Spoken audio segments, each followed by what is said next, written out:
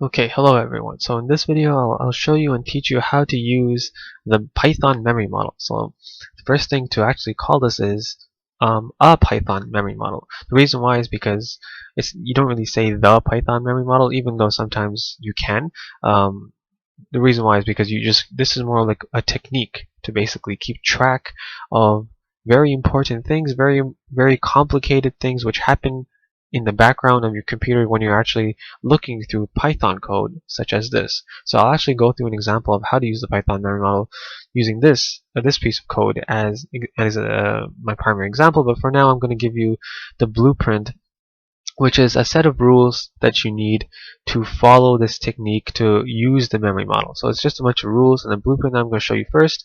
Maybe I'll refer to the example a bit, and later on I'll actually go through the example properly on how to show you actually how to use the memory model so that you could do this with yourself. So here's a summary of the Python memory model. There are different ways to do it, but I'm just going to show you the way I do it, the way that I find easy and simple. Once again, it's up to you on how it all works. So here we go. Let's get started. The first thing you want to know is that you basically make these two columns. These two columns are going to represent what's happening in front of your code and at the background of your computer, of your memory, basically. So also I'm going to keep track of my output over here. So the output is just whatever your code prints back at you. So it's the stuff like, let's say you put like hello world, you do print hello world, then you're going to have hello world over here just to show you that it's being printed back at you. Okay, so these two columns. So this one is for the variable space. It's where you store all the global variables, well actually all the variables in your code as you trace through it, as you go line by line. Over here is the memory space. So here's where you store all the hardcore data, like so like the number 3 or the string hello world. It's where all the stuff in memory is actually stored. So here, in variable space, you just refer to it. You point to where it is in memory. So some variable will point to something here. So I'll show you how that works right now. So you're going to have some variable, and it's going to be assigned, or it's going to refer to some ID number, which is just an address in memory space.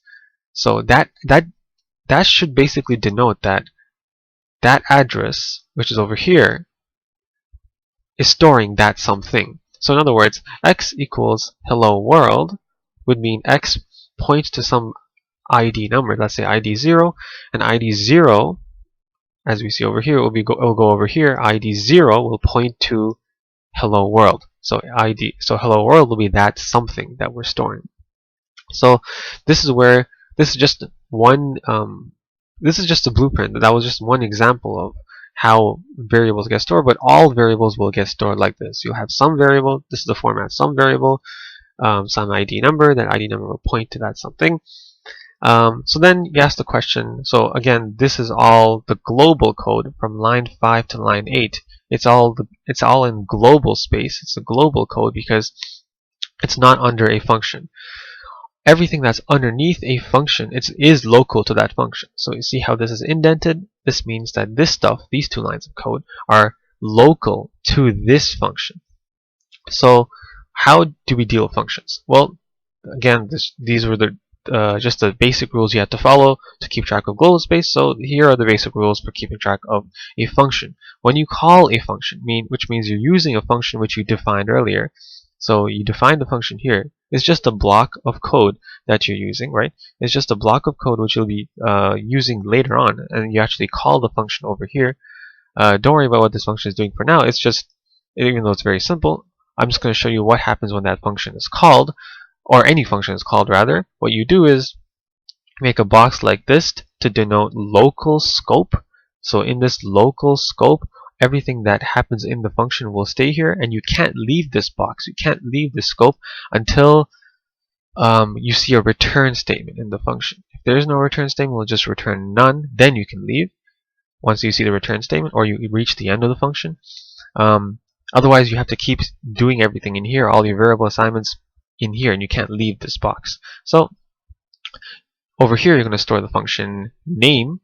Over here, you're going to store in the return value, and over here, you're going to store the local space. So all the local variables local to this function. So again, the same stuff that happens here is going to happen here also, because you're going to have some variable that's going to point to some ID number. That ID number is going to store that actual thing in memory space. So for our reference, once we go through the function line by line to the very end of the function, we'll get what it returns, and we'll store in this box over here what it returns. Over here, we're just going to store what the name is for our reference also. And we'll see everything here in an example in just a little bit. Once you're done with the function, we'll also see that you can erase it or cross it out as you see fit. Alright, so now for a very quick and easy example of how to use the memory model. So I'm going to use this code right here. So we'll know that since this is line 1, line 2, and line 3, and even though the Python compiler and interpreter does go line by line, what it also does is notice that all this is just a function definition. In other words, it's just local code. It's local to that function. So we're going to skip all of this. Why? Because it's local to that function, and we only care about the global code. We only deal with local code once we call the function. So we're at line 5. So as we go straight down to line 5, we apply all the rules of the memory model. So the way I do line 5 is I just do first num is equal to 3. Okay, well that's just first num pointing to, let's say, ID 0. Let's pick that as my first number, ID 0. Okay, then in memory space, it's very simple. It's just ID 0 is really just storing the number, as I said, the number 3. Okay, and we're done with that line. Okay, so going on to the next line, line 6, it says second num is equal to 8. Alright, that's also pretty simple. So we just do second num. And this time I need to pick a different ID because I've already used ID 0, and I need to pick a unique ID, unique address for the number 8. If I was using number 3 again, then I'd just put ID 0 here. So again, if I just had the number 0, I'd put ID 0 there. But since I have a different number, I have the number 8, I'm going to make this ID 1, so that over here, ID 1 is storing 8. So just like that, we're done that line also.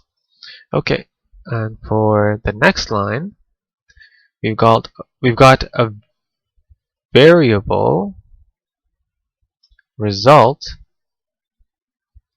which is pointing to some address, and it's going to store something, but we don't know what it is yet.